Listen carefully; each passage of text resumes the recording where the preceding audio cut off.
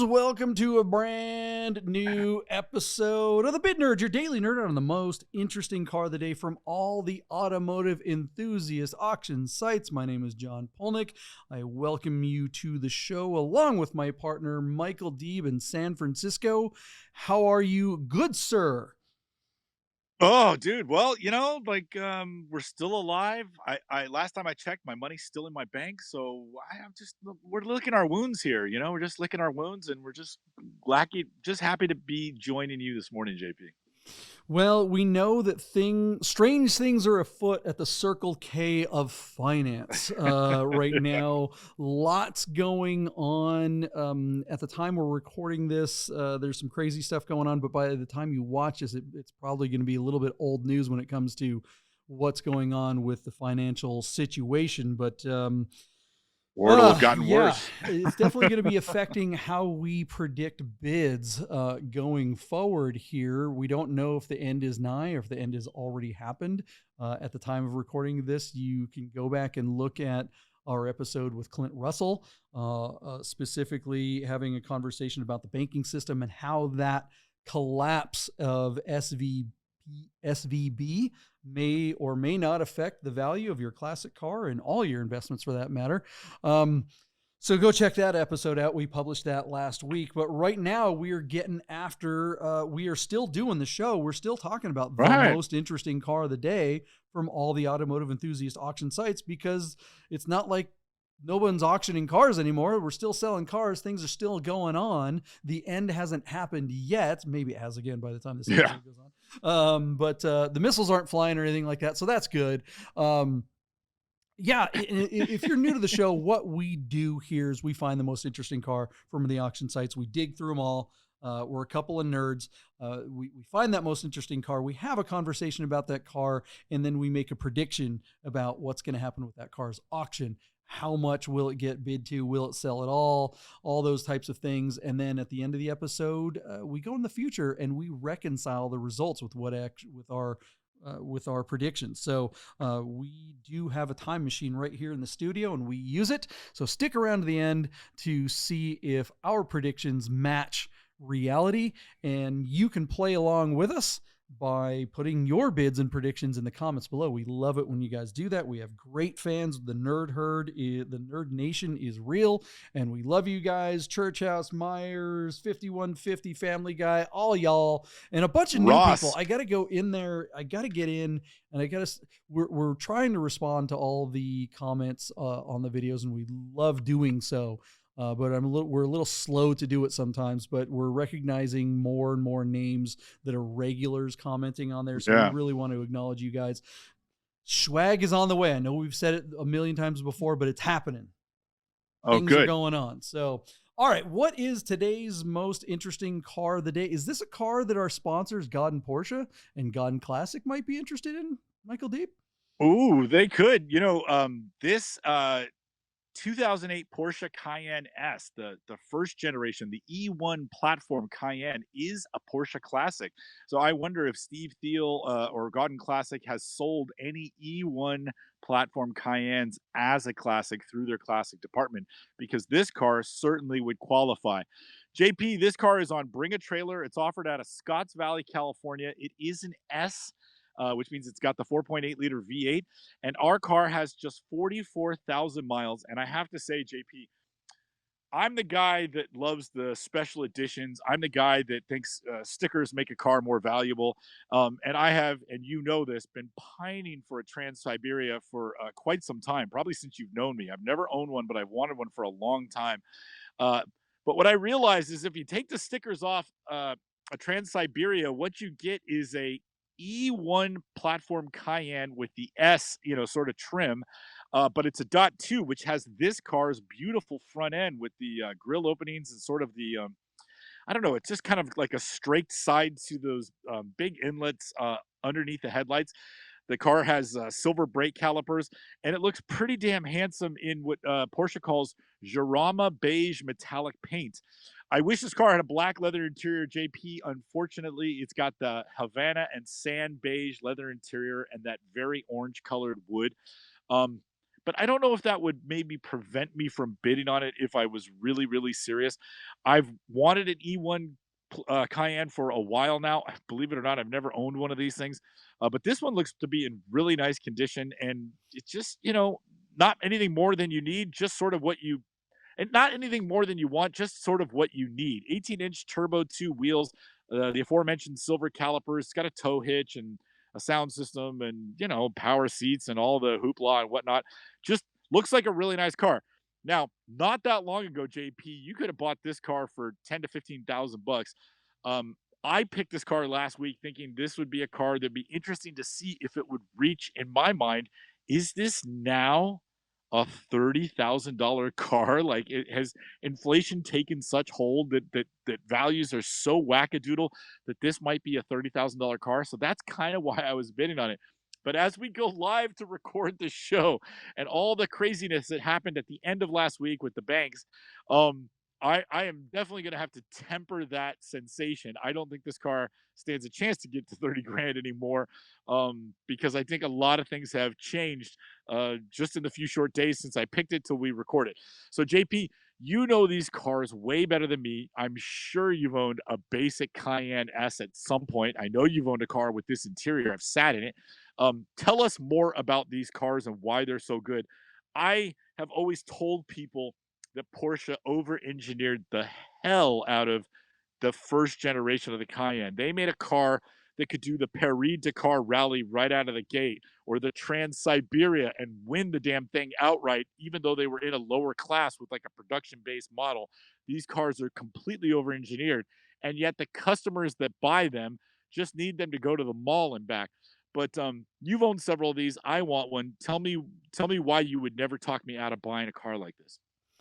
Yeah, these really are fantastic, and I wish I owned one now. I'm kind of on the hunt for one, sort of.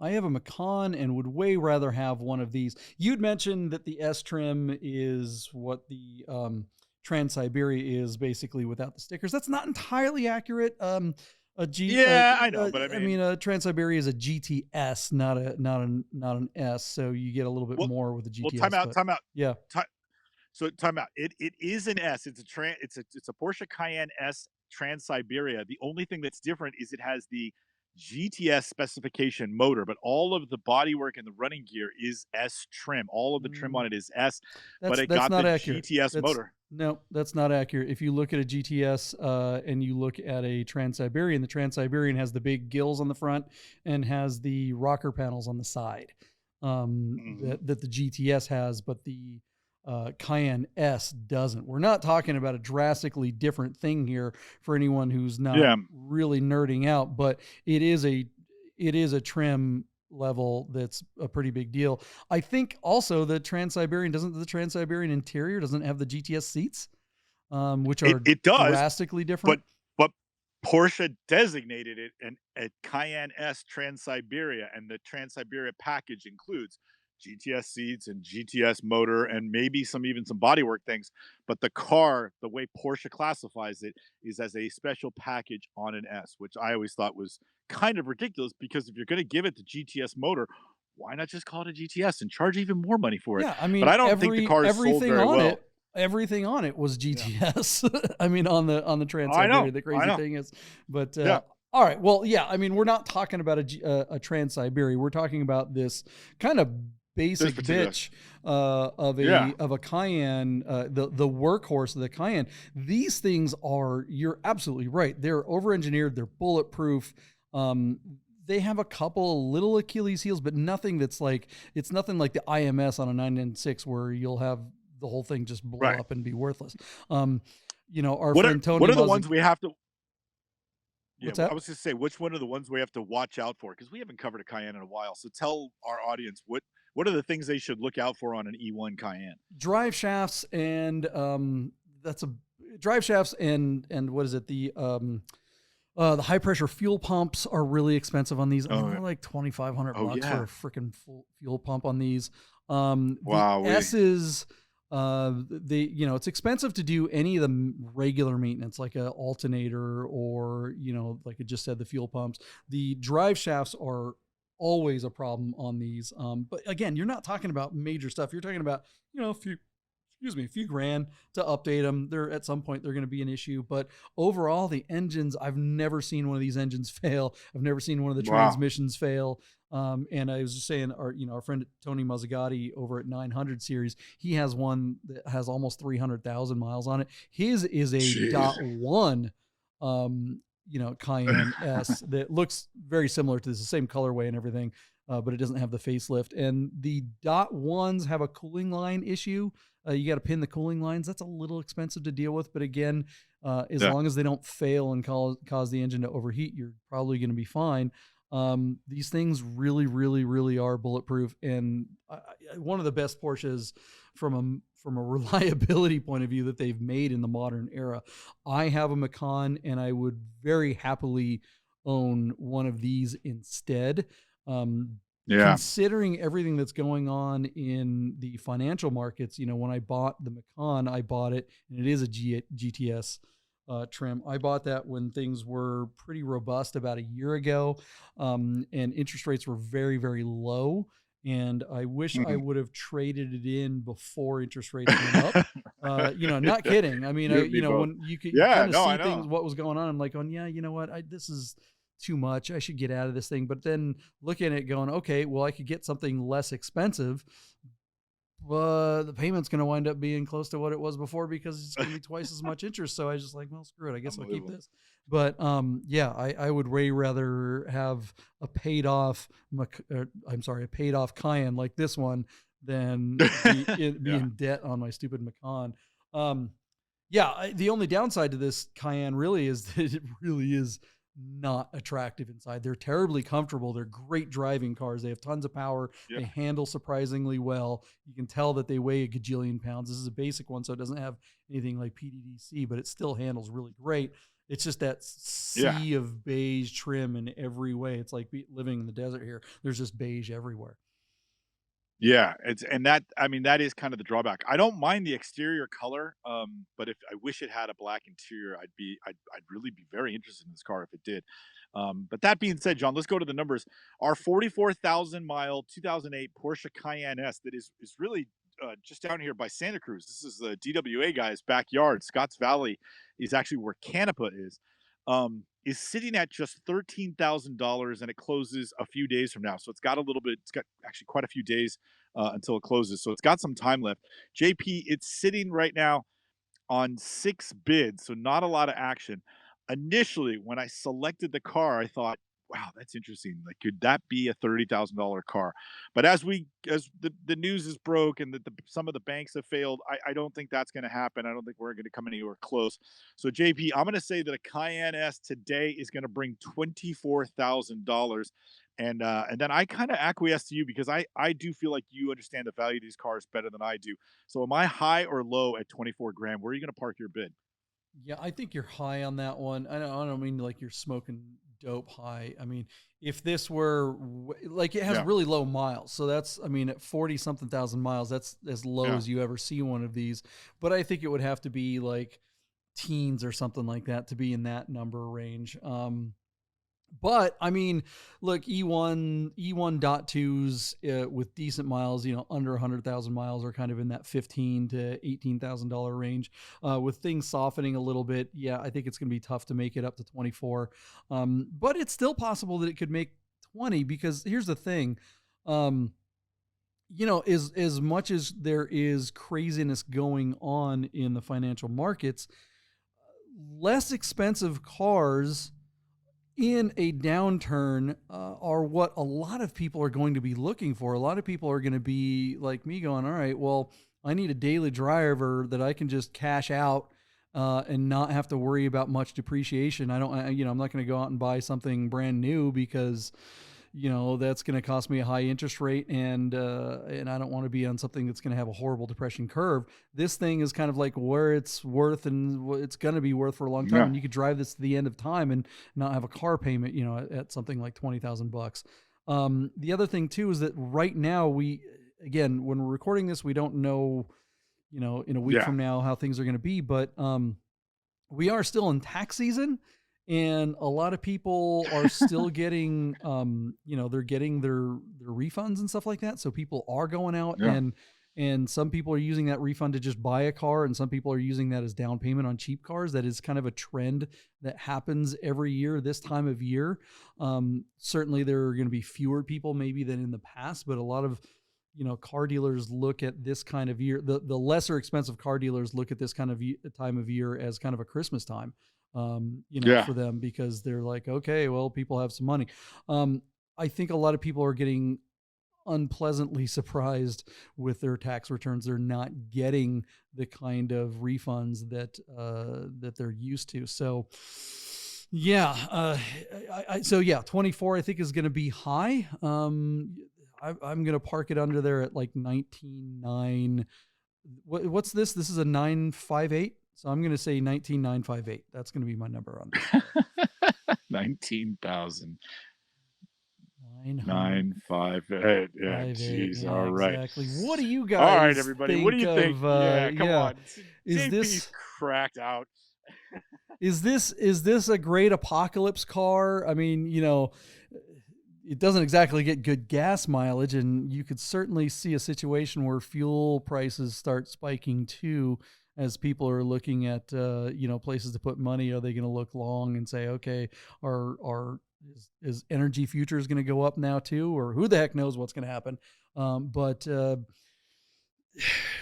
this is, things are a little strange out there. I think that an inexpensive quality rig like this is something that I think people are going to want, but I don't think they're going to really pay that much more for.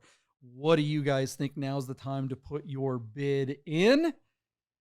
Plug it in now, and we're going to go into the future and find out what happens with this really fantastic Cayenne right after this. Hey guys, I gotta tell you about our friends Godden Porsche of Las Vegas and Godden Classic. If you're looking for a new Porsche or a classic, you gotta call our friend Steve at Godden, this guy. 1989 linen gray metallic G50 cab. Is that gonna be for sale? It is going to be for sale. The car only has 65,000 miles on it. Save yourself the hassle of screwing around with all the auctions like we always talk about, and just talk to Steve. He'll find you the classic Porsche you're looking for. Godden Porsche of Las Vegas. If you love watching car videos on YouTube, you gotta check out my channel, The Rami Show. Oh, this car! I am driving a 2020 Lamborghini SVJ. This car, watch this.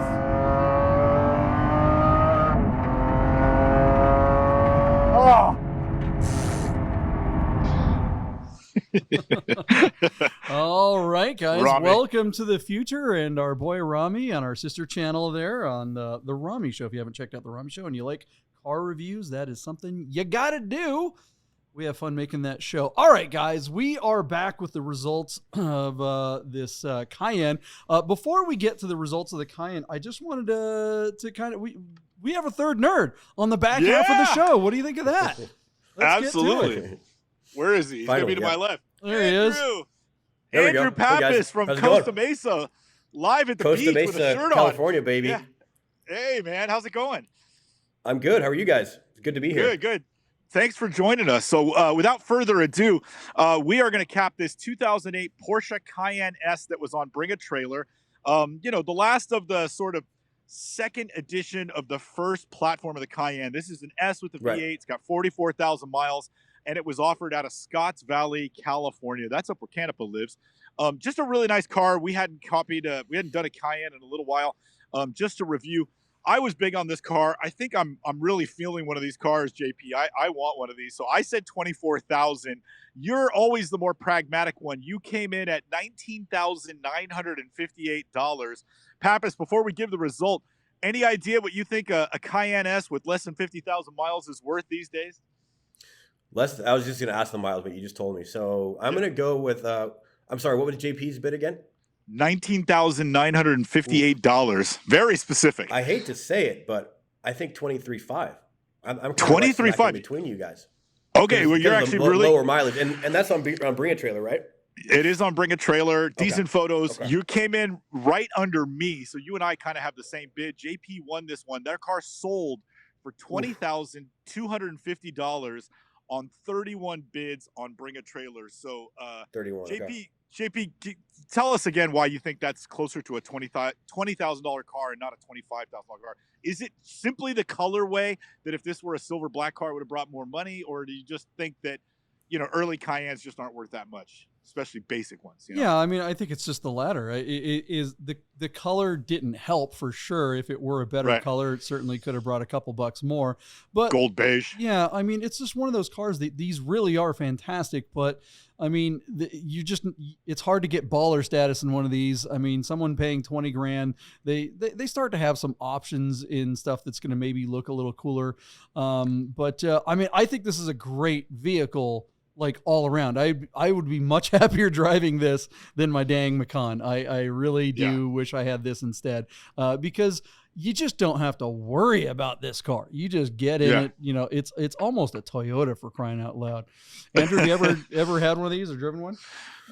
I've driven several, and you know what I like? The turbos are cool. Like the old turbos are cool. I actually have a guy that I used to do a lot of work with, and he kind of sells these on BaT, no reserve. But I think he only does like the GTSs and more like the turbos and Turbo S's. And stuff. But, sort of special ones. They're really cool cars, and I think like there is something to be said for cars like this that would do really well because of the miles being under 50K, and it's kind of like becoming like a classic, I guess, if you will. But I think honestly, the color is probably what you guys are probably right about the color. I think that might be the one standalone thing. If you were to pick a reason it didn't bring 25 grand, honestly, color just not that hot.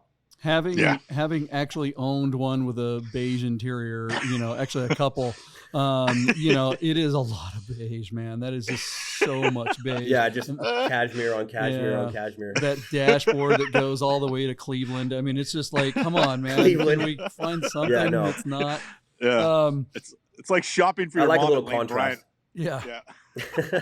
Well, and the newer ones at some point, what year was it, like 15 or 16 or whatever? They actually made a law or something where you couldn't have beige dashboards. They had to be black because these long dashboards with these sloped windshields in the Porsches were causing so much reflection onto the windshield that you couldn't see through them in certain situations.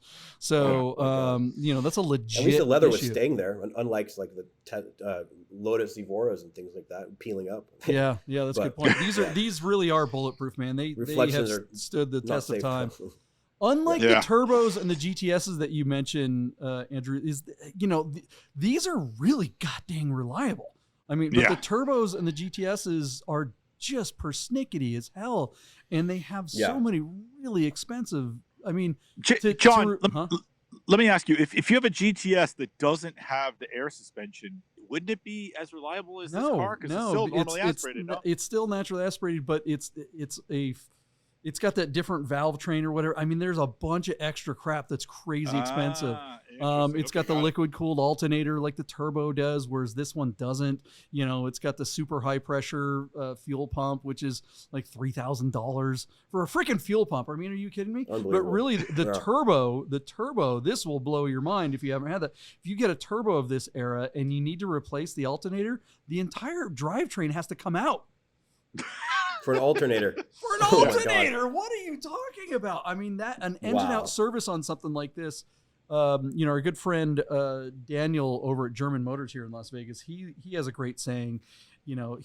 Because he works on all kinds of German cars, lots of BMWs and Mercedes and stuff like that. Things that were really expensive when they were new, but not so much anymore. They come in for repairs, and these owners are like, "I only spent $10,000 on this car," and his response is, the car doesn't know how much it's worth. It still thinks it's $100,000 car, and the maintenance is going to at some point. Yeah.